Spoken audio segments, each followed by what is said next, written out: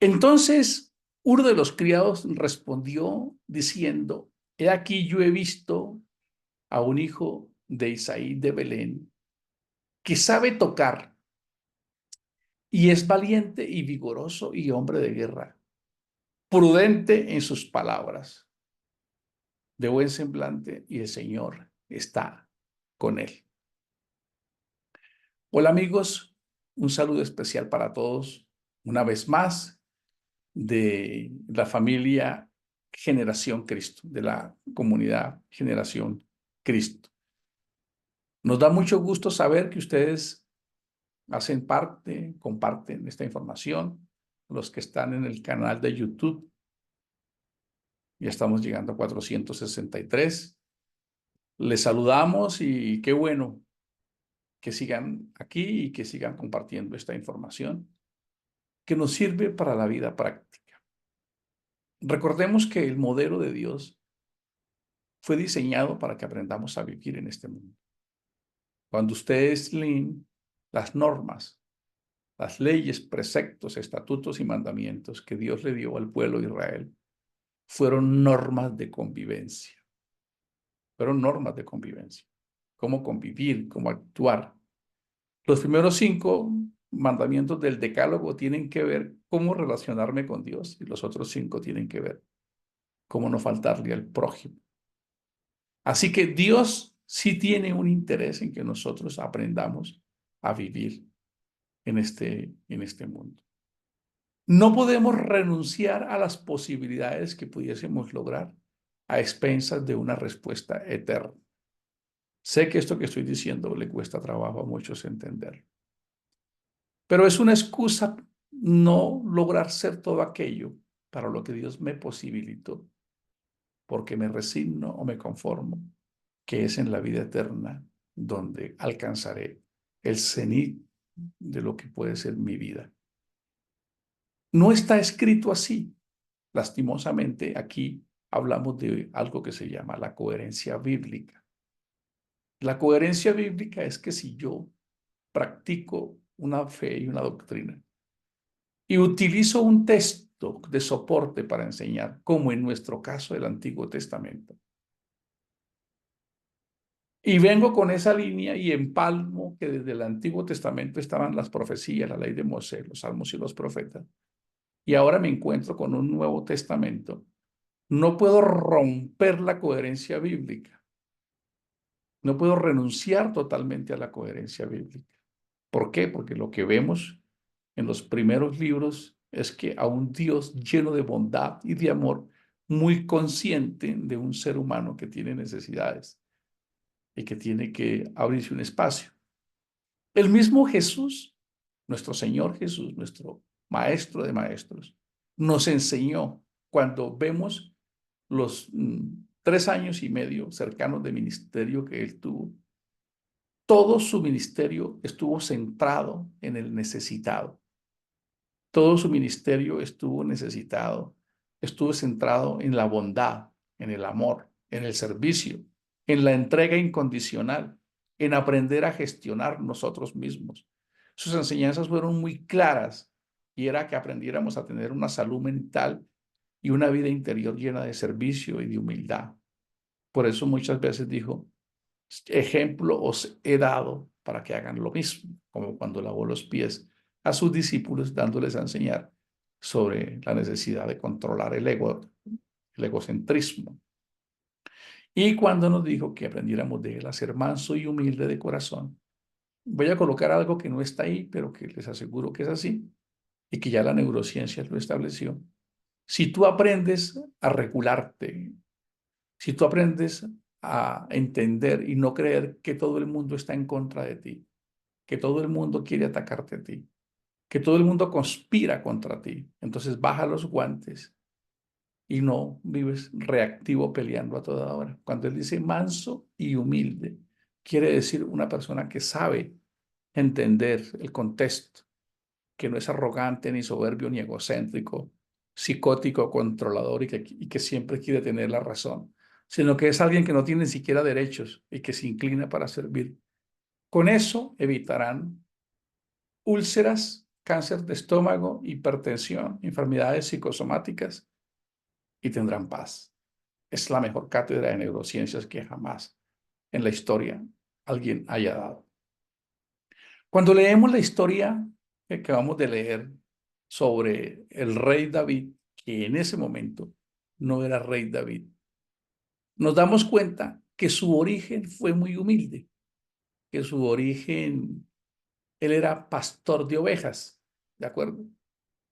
Eh, hay varios textos que dejan entrever, aunque pues en esa época decir que era bastardo o no bastardo es un poco desafiante porque ustedes saben que Abraham tenía esposas donde una era esclava y la otra entonces, pero nos deja entrever que David no era como el mejor, como que no era el orgullo de la familia. Con esto es importante rescatar que muchas veces nosotros limitamos nuestras posibilidades por el origen o el contexto en el que nacimos. Y no debe ser así. Estaba leyendo una historia de un turista que fue por un tour y pasó por un pueblito así, esos pueblitos que llamamos de mala muerte. Y entonces el turista se bajó de su limusina y empezó a preguntar así todo, ¿cómo se llama este pueblito? Que ni lo conocía ni lo conozco. Entonces le dijo, ¿habrá salido eh, alguien grande de este lugar? Dijo, no sé si habrá salido alguien grande, pero de este pueblito han salido personas que han ido a donde han querido. Es decir, no se quedaron marginados. De este pueblito han salido personas que han ido donde han querido. Y cuando ustedes leen la historia de Jesús, que dicen que Jesús era de Belén, y dice, y puede salir algo grande de ese pueblucho miserable, y ahí está una profecía, oh Belén, ¿no eres tú la más pequeña entre los príncipes de Israel? Entonces muchas veces nosotros nos autolimitamos porque no tuvimos el estudio, la formación, las condiciones familiares y nos causamos una cantidad de limitantes y condicionamientos. Y creo que ahí lo que puede haber es una oportunidad muy grande. La psicología dice que cuando las personas pasan por momentos muy difíciles, muy paupérrimos de crisis, generan unas condiciones de resiliencia muy fuerte que casi siempre permite que las personas puedan lograr grandes hechos, conquistas o liderazgo. Yo creo que David no tenía muchos recursos. Ese era el caso de David. ¿Por qué? Porque no calificaba, porque era el mandadero, era todo. En esa época ser guerrero era muy importante. Él no lo era aún, así que él era el que cuidaba las ovejas. Estaba por allá siempre, no participaba de los buenos eventos. De hecho, el día que Samuel llegó a ungirlo, porque Dios lo había elegido ya, ni siquiera fue tenido en cuenta. Así que no te preocupes si no te tienen en cuenta, no te preocupes. Mientras Dios nos tenga en cuenta es importante. Pero algo que me fascina de David era su carácter humilde. A veces veo en las redes que colocan que si no te quieren, que se están muertos de la envidia. No comparto ese mensaje. Las redes pareciese que a veces quieren mandar un mensaje como que los que te critican es porque te tienen envidia. No, nosotros debemos ir más allá. Hay una frase que aprendí hace muchos años, es más inteligente el que comprende. Cada persona tiene sus propias carencias, su propio nivel de luz. Y yo no puedo pensar que una persona tenga la misma madurez o el nivel que yo pudiese tener, si es que es el caso. Entonces no vamos a decir que ya estamos sobrados. Pero no debemos caer en ese error. En una de las películas que he visto sobre el rey David, me doy cuenta cómo sus hermanos lo atacaban y lo atacaban. ¿Dónde dejaste ese puñado de ovejas? Yo te conozco, tú eres belicoso. Y él siempre tenía una actitud. Él no, déjeme decirlo de esta manera, él no caía en el juego, él no se enrollaba. Él no creía que todo el mundo estaba en contra de él, como nos suele pasar a nosotros, que un reclamito, una charrita creemos que es contra mí. Es que usted siempre, es que usted, no, él no caía en ese juego. Es maravilloso su carácter. Era un pelado que traía bastantes características que están marcadas acá. Hay una frase trillada que algunos de ustedes recuerdan y me las han preguntado, y es que el éxito llega cuando la preparación y la oportunidad se cruzan en el mismo camino. Escuchen, por favor, que el éxito llega cuando la preparación y la oportunidad se cruzan en el mismo camino. Así la encontré la primera vez que la leí o que la aprendí, pero después hablando con alguien, él me ayudó a precisar algo que no se estaba teniendo en cuenta. Y la decisión, debe ingresar la decisión, porque oportunidades hay muchas y se nos han presentado, pero no hemos tenido la capacidad de decidirlas y de tomarlas o de administrarlas. Y yo recuerdo muchas de esas cosas que me han pasado, porque la decisión es muy importante. Oportunidades hay por todos los lados, pero a veces no las vemos. Es por nuestra cultura. Los judíos piensan distinto. Donde los pongan, ellos florecen. ¿Por qué? Porque ellos no tienen limitantes mentales.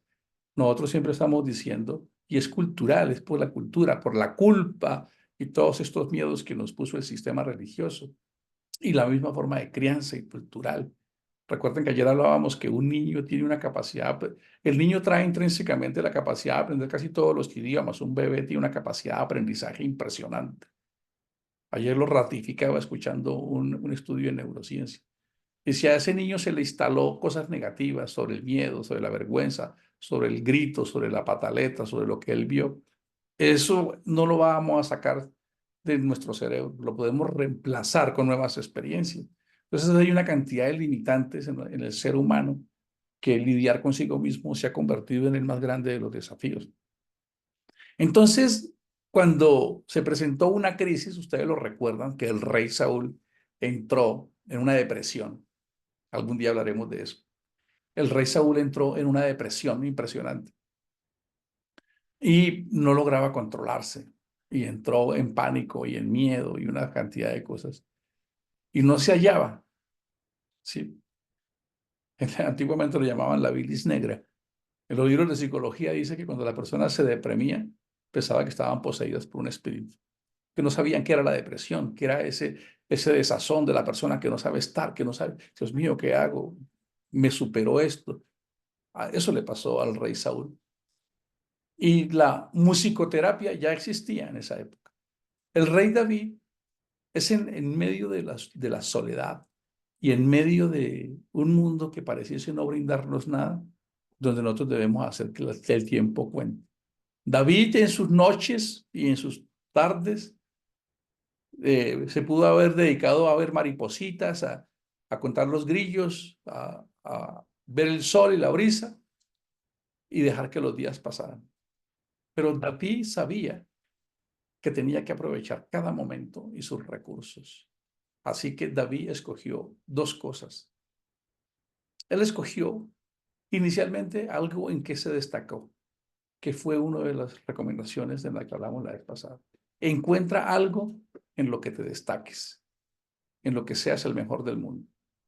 David se destacó en el arpa. De hecho, se ganó un título, el dulce cantor de Israel. Así que él dijo, no tengo sino esta arpa. ¿Y tú qué tienes? Una profesión, un talento. No sabemos qué tengas tú, tú lo sabes. Y él dijo, seré el mejor artista del mundo. No sé si eso se logra facilito o si sus dedos sangraron en algún momento.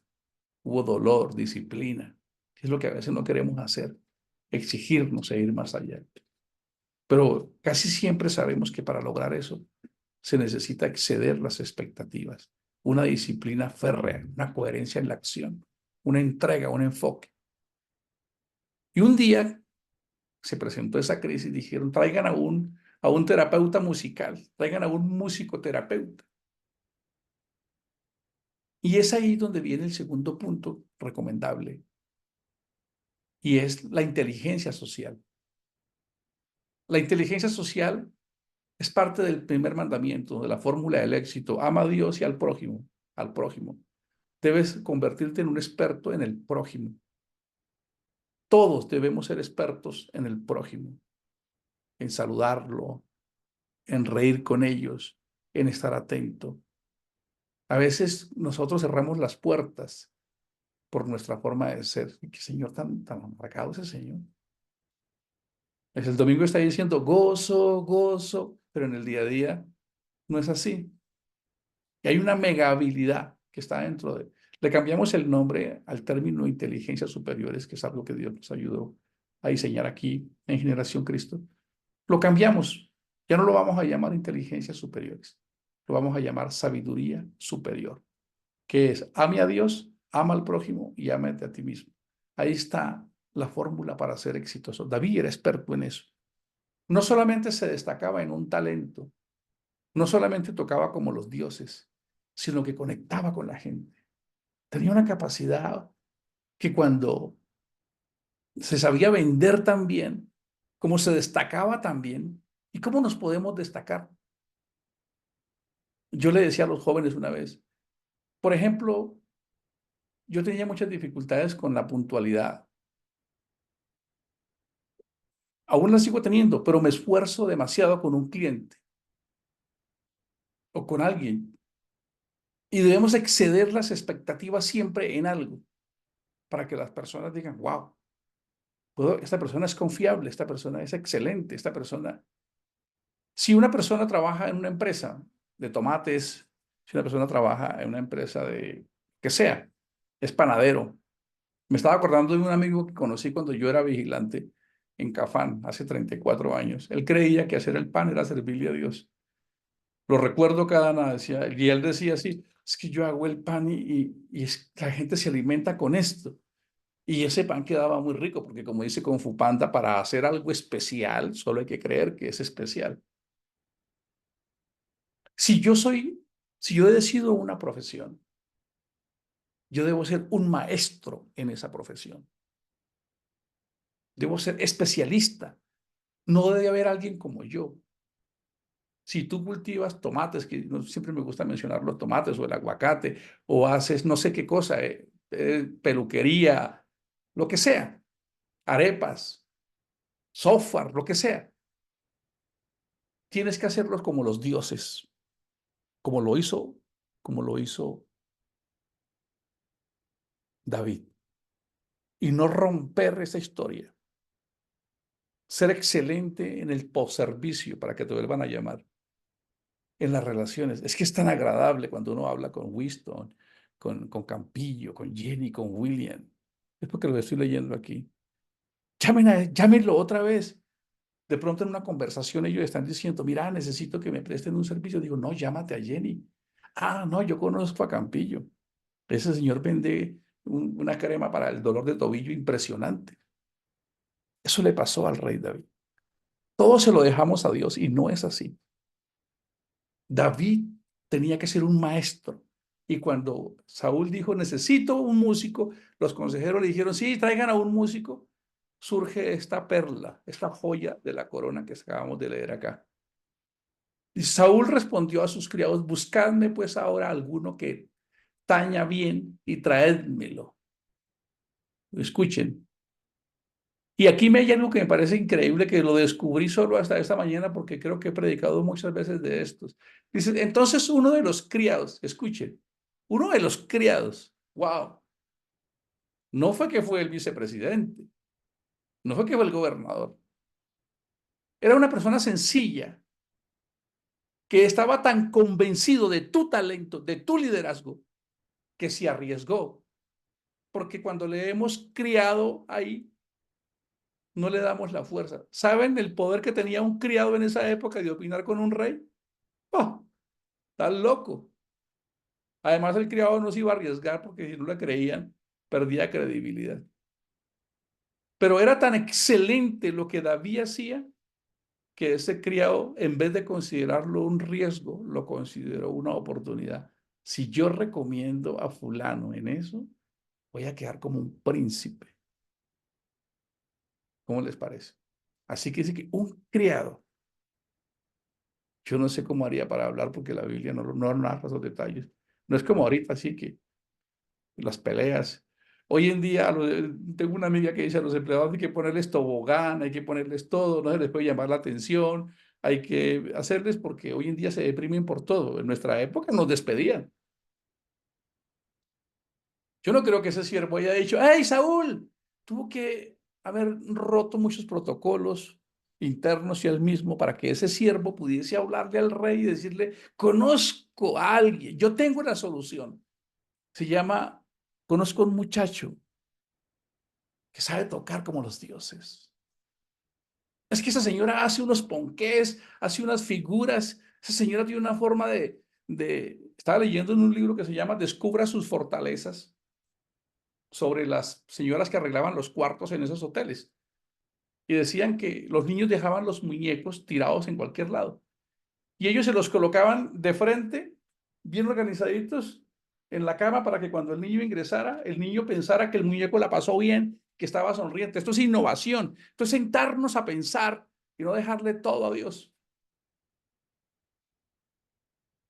Y me parecen las características que se resaltaron. Dice, entonces uno de los criados respondió, he aquí, yo he visto, escuchen, tu marca. ¿Cómo eres tú? Conflictivo, perezoso. Empiezas algo y para empezar algo es bueno, pero se cierra mal después. Yo hablo en eso porque me hablo en primera persona. Recuerden, yo me hablo. Es lo que yo he venido aprendiendo. Wow, creo que la embarré ahí. Tengo que aprender de eso. Pero quiero que cada uno se ubique en el contexto de esto que estoy leyendo y se autoanalice. Dice, entonces dijo, yo he visto a un hijo de Isaí de Belén que sabe tocar. Ese man es un tremendo. Las mejores baldosas del mundo, los mejores, es él. Y yo quiero contarles que yo viví eso como una experiencia personal. Yo trabajaba con un amigo. Si Carlitos escuchas este video, lo vas a ver. Y yo éramos socios y yo era el comercial. Casi siempre me han buscado de comercial. Y yo conseguía los contratos, íbamos a dar conferencias a las cooperativas. Y me di cuenta que no nos volvían a llamar. No nos llamaban otra vez. Y me puse a analizar, ¿y por qué no nos llaman otra vez? Y encontré la respuesta y se la voy a compartir. Porque hacía las cosas bien, porque era bueno. Por eso fue que no me volvieron a llamar. Y tú preguntarás, ¿y entonces por qué si hacía las cosas bien? Y si eres bueno, dijo, porque personas que hagan las cosas bien o que sean buenos en algo, hay muchos, pero excelentes, pocos.